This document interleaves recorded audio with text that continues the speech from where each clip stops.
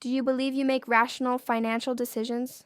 What if I told you that your brain is constantly sabotaging you when it comes to money? In the next few minutes, we'll reveal the shocking truth about how your biology controls your wallet and how you can regain control. Stay tuned because what you're about to learn will change the way you think about money forever. Welcome back, curious minds. We all like to believe that we are in control of our financial decisions, but the reality is often different. Have you ever wondered why you spend money impulsively even though you've decided to save? Or why you stick with a bad investment even though all signs point to loss? The answer doesn't always lie in a lack of discipline, but deep in the neural circuits of your brain. Today, we're diving into the fascinating world of behavioral neuroscience and money, and we're going to decode how our brains really work when it comes to finances.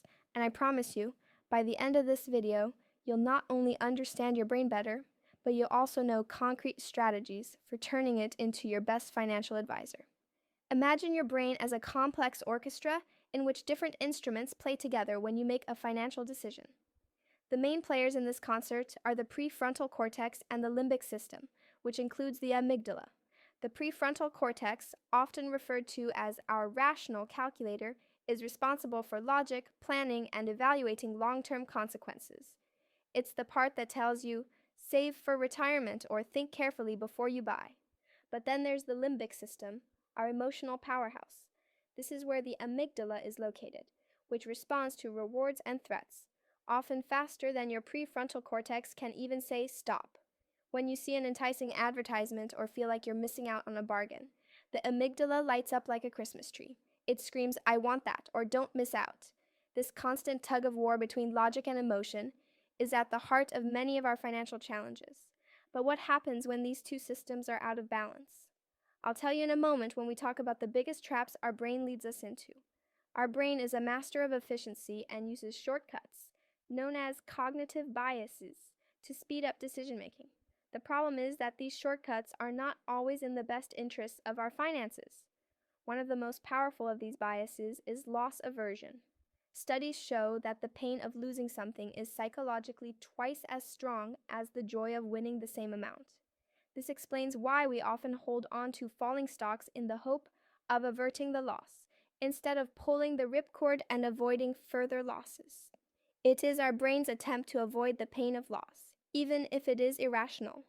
Another powerful bias is present bias, or the preference for immediate rewards.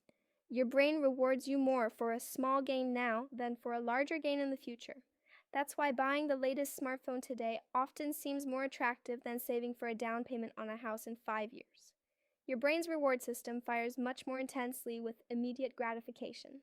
But there are other tricks our brains play, such as the anchoring effect, where the first piece of information we receive strongly influences our later assessment, or confirmation bias, where we unconsciously seek out information that confirms our existing beliefs.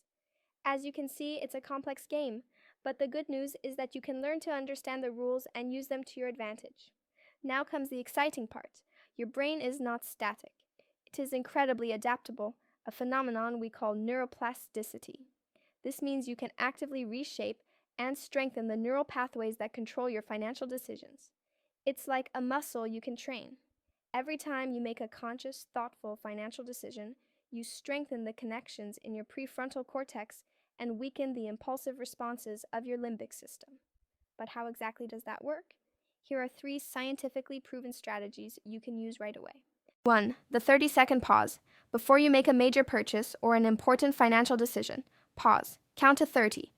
This short pause gives your prefrontal cortex the time it needs to kick in and dampen the emotional impulses of the amygdala. It's a simple but extremely effective trick for avoiding impulse purchases. 2.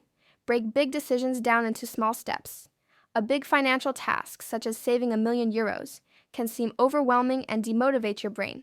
Break it down into smaller, achievable milestones. Every time you reach one of these small steps, your reward system fires up. These small wins build confidence and keep you motivated to stay on track. 3. Recognize and name biases. Become a detective of your own thoughts. If you notice that you are making an irrational decision out of fear of loss or are being influenced by an anchoring effect, name the bias.